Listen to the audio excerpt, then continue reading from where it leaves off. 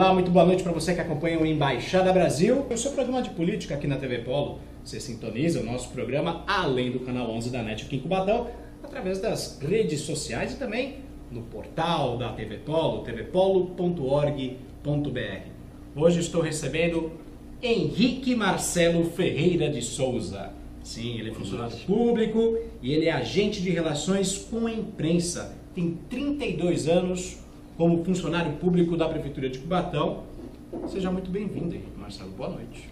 Eu que agradeço o convite, Valentim, Thiago, muito é um prazer estar aqui à disposição para discutir as coisas do funcionalismo da cidade também. É isso aí. Dessa vez, o meu comentarista Luiz Fernando Valentim Cardoso, que reveza comigo aqui a apresentação do programa, hoje é o nosso comentarista. Boa noite, Valentim. Boa noite, Thiago. Boa noite, Henrique, que além do amigo, é um funcionário que tem muita coisa aqui para contar, muitas histórias aí de bastidores de prefeitura, né, Henrique? Ao longo desses anos, eu vou reclamar com a produção, eu estou achando essa cadeira aqui mais confortável do que essa, eu estou achando que tem algo diferente aqui. Mas independente de toda essa brincadeira, muito boa noite para quem assiste o Embaixada Brasil. Perfeito, gente. A gente vai para um rápido intervalo e voltamos daqui a pouquinho com o primeiro bloco aqui do Embaixada Brasil. Até já.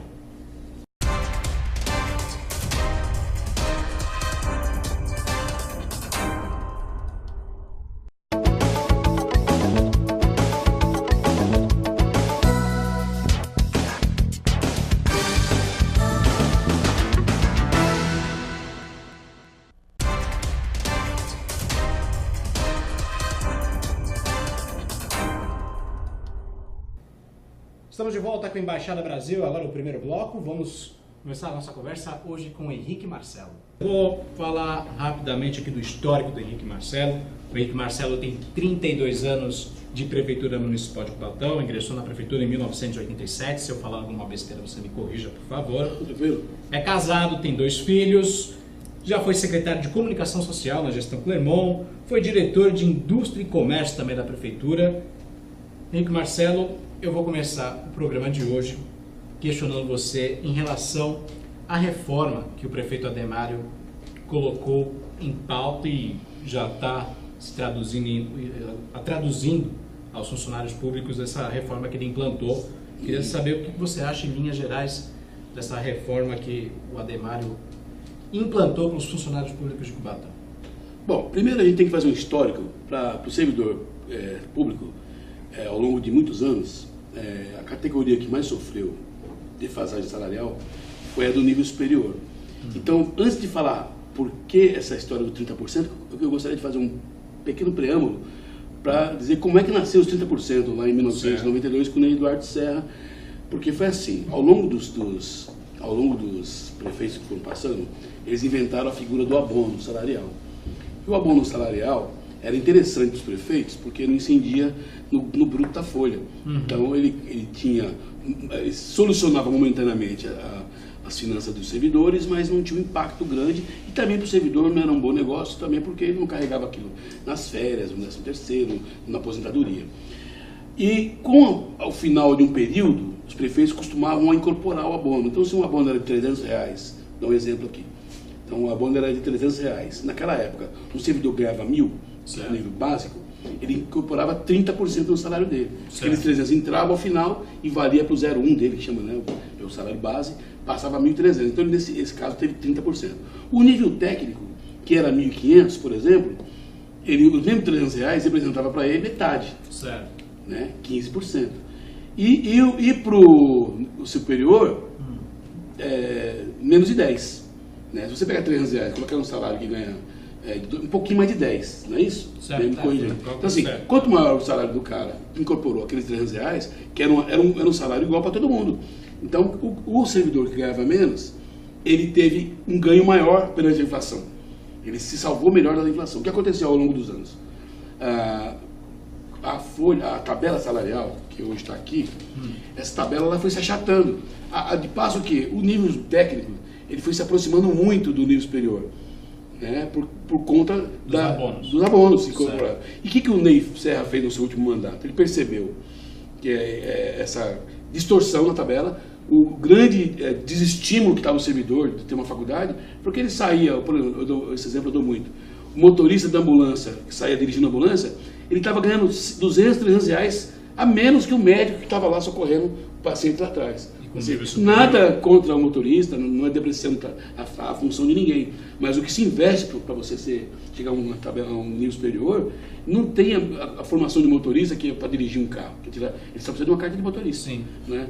Então, eu não quero depreciar ninguém, mas assim, o que aconteceu? O Ney criou a figura dos 30%, para quem tinha nível superior, passou na secretaria jurídica dele, passou na assessoria jurídica da prefeitura, foi mandado para a Câmara, cada bancada de vereador tem um assessor jurídico, a própria Câmara tem a sua assessoria jurídica, o departamento jurídico, todo mundo lá aprovou esse 30%.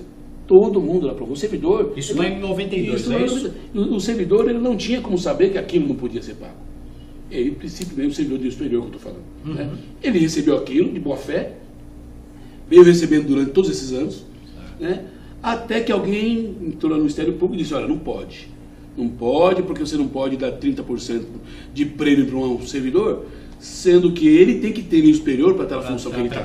Então, você não pode premiar uma coisa que é sine qua non da função que ele está assumindo. E aí, criou-se uma batalha judicial que vem há muitos anos já se arrastando, e agora culminou nessa retirada brutal, né, na vida do servidor, 30% do salário dele, com os reflexos. Né? A Márcia Rosa, em 2016, ela, depois de tanto solavanco, ela fez um projeto que incorporou os 30% no 0,1 do salário. O que ficou fora foram os reflexos desses 30%, né? Que ele tinha sobreanuênio, sexta parte, quem tem incorporação de chefia, que tinha até aquele tempo também. Então isso, a pessoa ele se acostumou com aquele salário, ele programou a vida dele naquele salário. E de repente, do dia para a noite, ele perde e tem que se reprogramar todo, gente se endividando e tal. Agora, o prefeito encontrou uma solução, né? É sobre isso que eu queria perguntar, Marcelo. Essa solução foi acordada. Sim, os sindicatos e a administração municipal.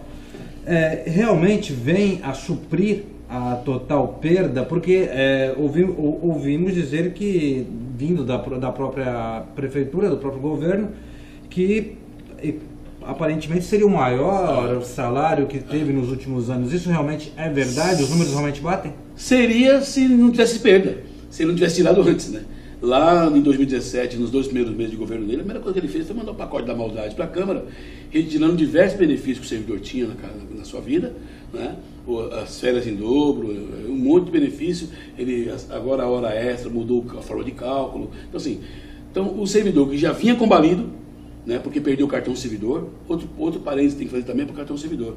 O munícipe que vê, eu me lembro quando eu ia no CRIO fazer a compra, o caixa falava assim, nossa, eu queria ter um cartão desse. Como se o governo, da época da Feira da Marchosa, tivesse dado um presente para o servidor. Não foi presente, não era, porque ela pegou um abono, mais uma vez os benditos abonos, né, de R$300 que o servidor tinha no seu salário, e o abono estava lá, também não era presente. O abono estava lá no lugar de uma reposição inflacionária que não era dada. Então, não repunha a inflação no salário do cara e dava abonozinho para ele se acalmar. Você acha que Cubatão, depois de toda essa crise industrial, e nós sabemos que reflete muito no comércio, seria ainda uma boa saída investir no cartão para o servidor, mesmo Cubatão estando com o comércio combalido? Pergunta para o comerciante que ele vai te responder na hora. Que saudade do cartão do servidor. Porque mesmo assim, mesmo estou concluindo, mesmo não sendo ideal, porque ela trocou um abono de R$300 por um cartão de 470, porque R$30 era a contrapartida do servidor. Então, ela manteve os abonos de 300 e deu mais R$170. Então, o salário foi para o cartão foi para R$470, né? Porém, os R$300 que era de livre consumo, você podia pagar o aluguel, podia pagar inclusive o IPTU, podia pagar o que quisesse, aquele dinheiro, você virou um cartão de compra. Teu pai usava, Thiago? Aceitava. Na loja? Aceitava. O que ele falou quando perdeu isso? Claro que faz muita falta, sempre. Porque eu era fidelizado, né? Se você pergunta pro comerciante, eu tô perguntando, tá? Fidelizado, o cara tinha que gastar na cidade. Então aquele cidadão, foi uma puta sacada, né? Porque o servidor que mora fora daqui, que passou a fazer compra de pelo menos R$500 em Cubatão. Ele tinha que gastar aqui. Né? Então, abastecia o carro aqui, fazia compra no mercado aqui, muitas coisas. Bom, resumindo, aí esse cartão foi tirado, acabou, muita gente ficou com o dinheiro preso, não conseguiu sacar, eu fui um deles, e não teve nada para repor esse cartão. Então o servidor perdeu, mas... Então assim, ao longo da história, é só perda. E aí, essa última atitude do prefeito lá na frente, a gente vai fazer o real motivo. Né? Porque nessa tabela aqui que ele fez agora, está embutido o dissídio que seria agora, no mês de maio. Está embutido lá os 3,80%. Então ele fez um ótimo negócio. Por quê? Ele tirou de quem não podia, não pode mais recuperar, vocês também vão falar a verdade, não é culpa dele. A perda dos 30% foi um erro judicial que estourou no colo dele, ele teve que administrar. Marcelo, eu vou ter que te interromper. Me perdoe também, Valentim, e a você, telespectador, também. Eu vou ter que fazer um rápido intervalo e a gente volta já já.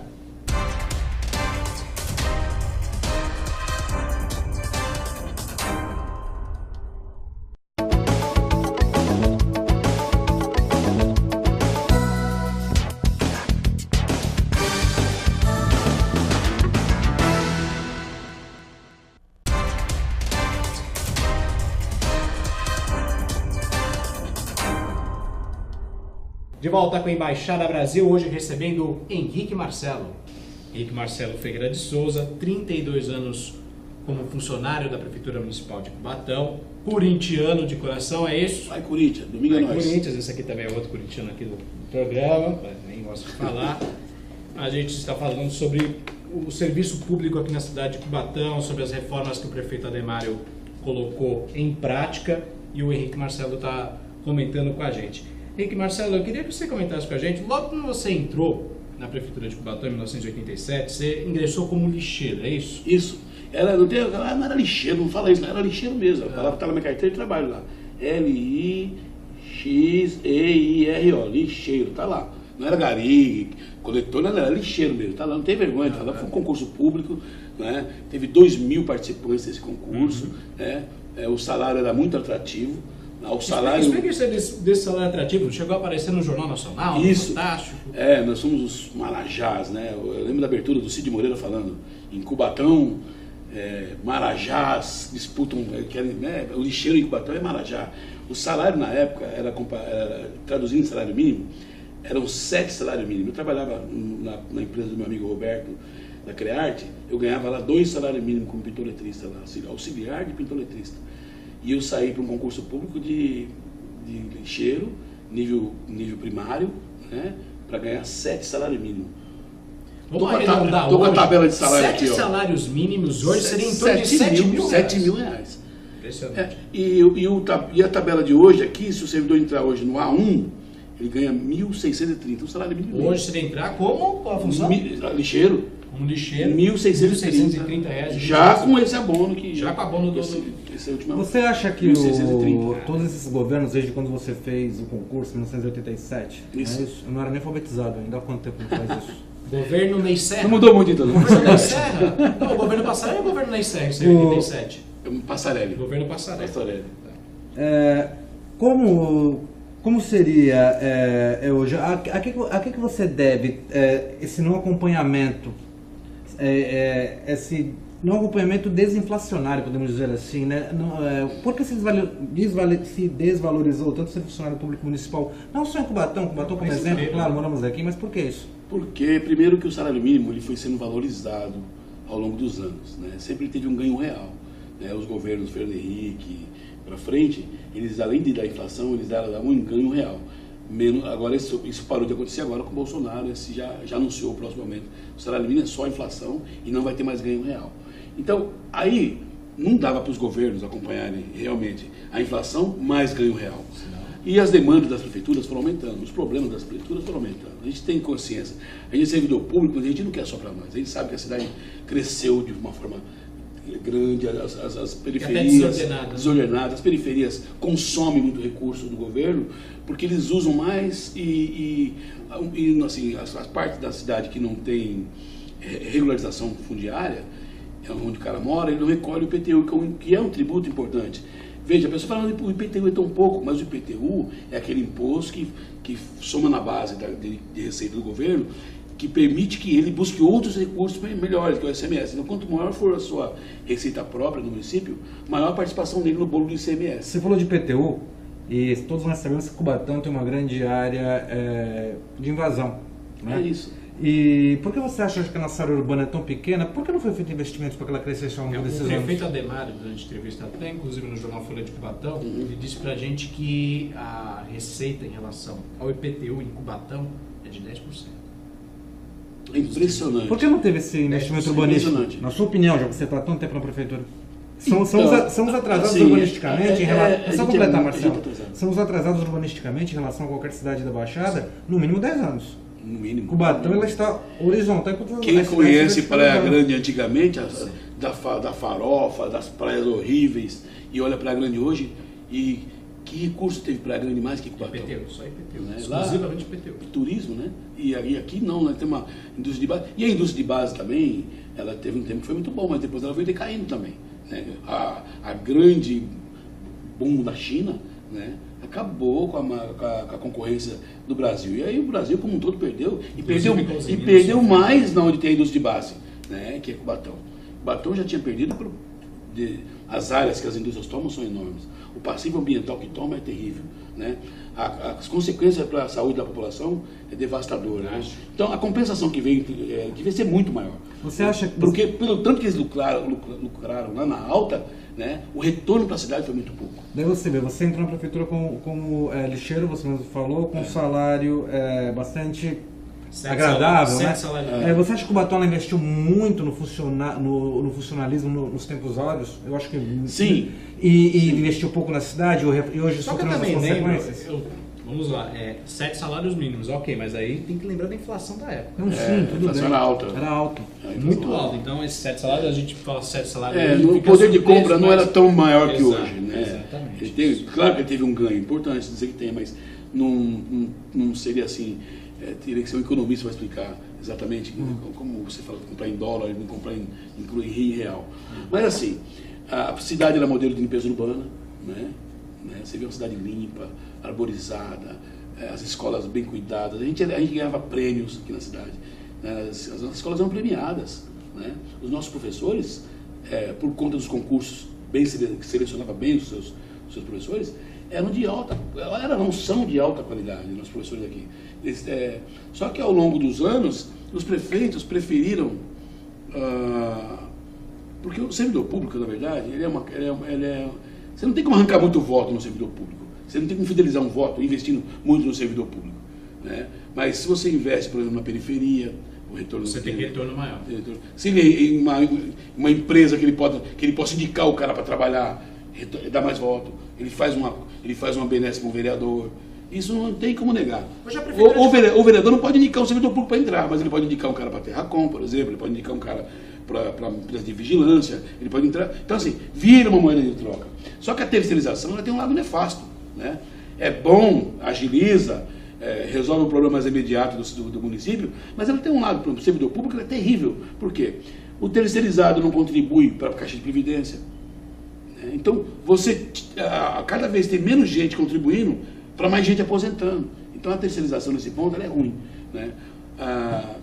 Não vou dizer Cubatão, mas quem sabe, onde tem terceirização, a corrupção ela está mais presente. E aí, Marcelo, você tocou em caixa de previdência, você pode dar um panorama de como está? Terrível.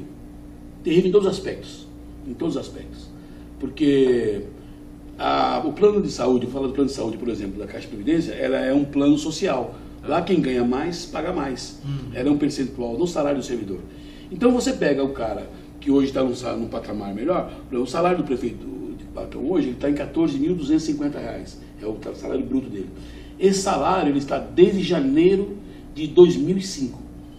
Agora em janeiro de 2019, fez 14 anos que o salário do prefeito é o mesmo valor.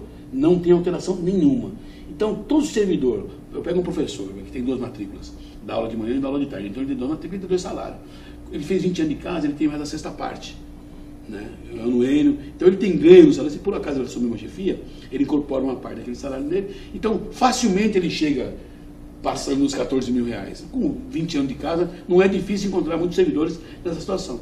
Só que esse cara, ele é o que paga mais para a Caixa de Previdência. Se você congelou o salário dele, adivinha o que aconteceu com o resto? Porque aí distorce toda a tabela da Caixa de Previdência e também a Previdência, né? Com a terceirização. Com a terceirização, Não entra funcionário para contribuir para quem vai se aposentar. E isso é um problema que eu até nasci que teve agora uma reunião com os comerciantes, e eu vi lá um comerciante reclamando, a gente chega em alguns setores da prefeitura, parece que dá a impressão que dá para tocar aquele setor com metade do que tinha que estar lá. Né? Aí eu falei, não está errado, alguns setores mesmo, mas assim, quando o gestor opta pela terceirização, o cara vai lá, terceirizou a vigilância, tinha vigilante. Ele vai lá, terceiriza a merenda, tinha merendeira. Ele vai lá, terceiriza o médico, coloca o S, tinha médico lá. Ele não pode mandar o cara que estava na carreira embora. Ele tem que administrar ele tem que mandar manter aquele cara até ele aposentar. Então, como o gestor vai terceirizar, ele tem que saber que ele vai ter que gerir aquela mão de obra até o cara se aposentar. Perfeito. Mais um intervalo e a gente volta daqui a pouquinho com mais Embaixada Brasil. Até já.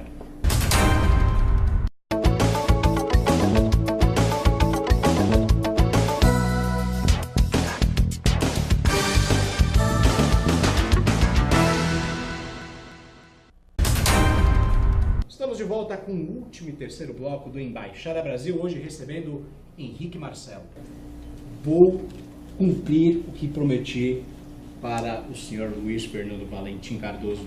Por favor, promessa é dívida. Henrique Marcelo. Uma pergunta bem simples para o Henrique. O servidor de Cubatão hoje, ele está motivado ou desmotivado? Porque eu me lembro de tempos áureos, né? Eu lembro de muitos eventos, Paracanelinas cheio de shows, até festa. Eu fui entrevistado por você já. Hã? Eu fui entrevistado por você aqui no Paracanelinas, numa festa do servidor. Relembrar e viver, né? Tá no YouTube. Olha só. Tá no YouTube, tá no YouTube. Né, gente? Procura lá, festa do servidor de Cubatão. Tá o Valentim me entrevistando. Olha só. Aí é bom termos esses arquivos, essas relíquias. Outra coisa também que eu gostaria de relembrar é a gente viu o Grêmio sempre com atividades, o Grêmio cheio, o servidor. A cidade parece que parou, usufruindo, né? Como é que está o servidor hoje? É verdade. Eu frequento muito os setores da prefeitura, eu ando bastante. A desmotivação, isso não tem preço, sabe? O trato com o servidor. Né? Ele percebe que assim, ele traz coisa de casa para o setor andar, né? Ele se doa, ele faz o que pode pela população. O professor, então, cara, é uma categoria solidária com a criança que não tem um mínimo para acompanhar uma aula, sabe? E ele faz por amor à profissão. O servidor público é aquele cara que ele está em todos os setores da sociedade. Ele está desde a hora que você nasce até a hora que ele te enterra. Né? Tem sempre um servidor público por perto de você. Então ele acompanha a sua vida inteira. E a gente hoje sofre na pele uma demonização. Né? O servidor público hoje ele é culpado por tudo de errado que os gestores estão fazendo. O gestor privatiza mal, o gestor é corrupto, o gestor faz um monte de cagada, desculpa aqui a expressão, e cai no colo do servidor público. É muito mais fácil, né? A culpa do funcionário. Cria aquela peste de Marajá. Marajá, tá aqui a tabela. Como é que o cara vai ser Marajá fazendo um concurso público para ganhar R$ 1.500? Marajá, o salário mínimo é R$ 1.040. Que Marajá? Tem uma categoria de servidores públicos, não passa de 80 pessoas, que chegaram a um salário que é o teto do prefeito, bruto, que é R$14 mil, que vai cair com os descontos para 8 mil e só vai cair mais, futuramente vai cair mais. Então, falar que um servidor público, generalizar por um todo, é uma covardia.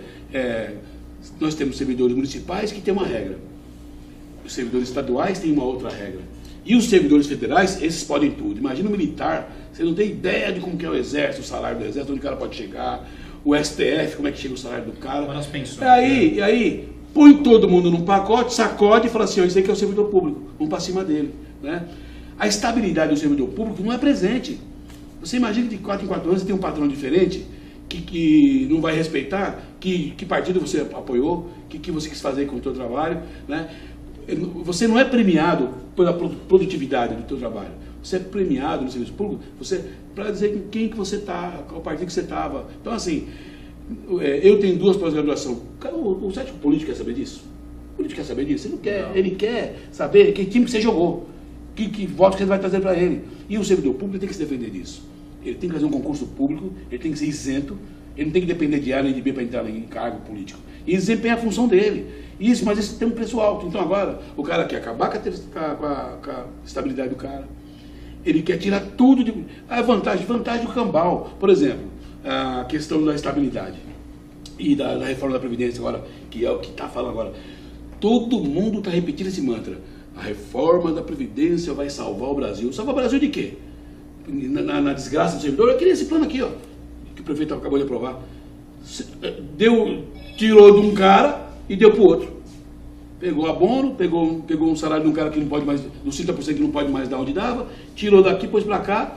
Assim é fácil, né? Assim é fácil. Então, só que, em cima da desgraça do outro, não tem quem seja feliz. Eu não me sentiria bem sabendo que o dinheiro que veio para mim, em forma de abono no meu salário, incorporado, que vai ser uma tabela, veio em cima da desgraça de gente que está endividada aí. Marcelo, professor que está endividado, um monte de gente está perdendo, que não recompõe sua perda. E não é presente. Então, a questão da Previdência, eles agora querem fazer um teto geral.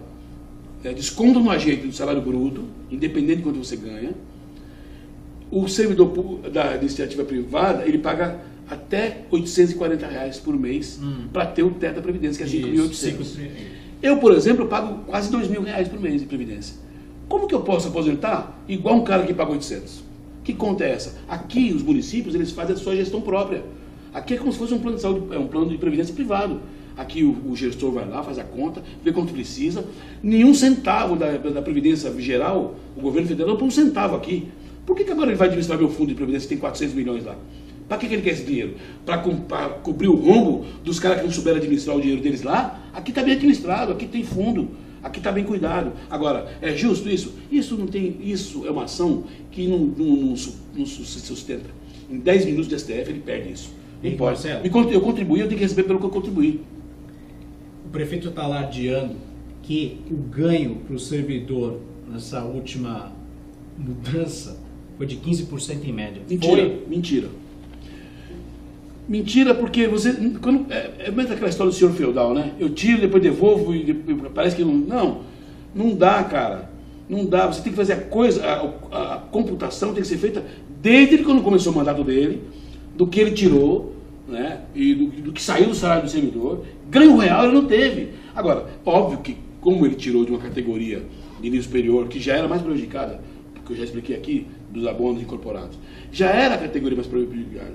Ele pegou um cargo aqui, por exemplo, veja que eu não sou contra dar aumento, que todo mundo tem que ganhar bem, mas assim, ele pegou uma categoria que é menos defasada, e nesse caso, teve casos que teve até 18%, 20% de aumento. Né? Porque o cara ganhava 1.000, passou a ganhar 1.600. Então, assim, deu um fôlego para esse cara, deu. Mas em cima do quê? Do que tirou do outro. Porque ele não tinha 20% para dar em caixa para o servidor. De onde que apareceu esse dinheiro? Ele tinha... Foi na sangria. Foi na sangria. Aí, o que dói no servidor público é isso. Não tinha dinheiro e vai para a mídia falar assim, estou dando o maior aumento dos últimos 10 anos. Às custas de quem? No lombo de quem esse dinheiro foi dado? Desculpa, isso não é política. Como é que você vê a administração Ademário nesses 2 anos e alguma coisa? Parece que é uma pessoa bem intencionada, mas não tem um grupo coeso que faz... parece que tudo aqui é difícil, né? Parece que a gente vai falar assim, você está falando isso porque você é do outro partido, da outra posição. Não. Cara, demorou no 3º ano de mandato para conseguir resolver a questão da iluminação pública e ainda não resolveu. Você sai aqui na 9 de abril agora, abre a porta da TV Polo, pisa na calçada os ladrilhos da 9 de abril, que foram feitos em 2016, né, 2012. Cara, tem alguns comerciantes que eles mesmos estão pondo cimento nos ladrilhos. Tudo bem que a gente não pode julgar a cidade com uma calçada, um buraco na calçada, mas é uma coisa tão elementar.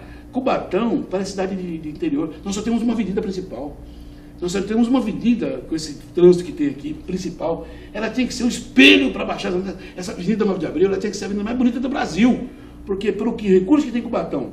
E cara, você não consegue tapar um ladrilho solto na calçada, as mulheradas andam aí, pisa a água. Eu vou tentar complementar então a pergunta, não em cima do prefeito Ademário, mas como é que você vê Cubatão hoje, no geral?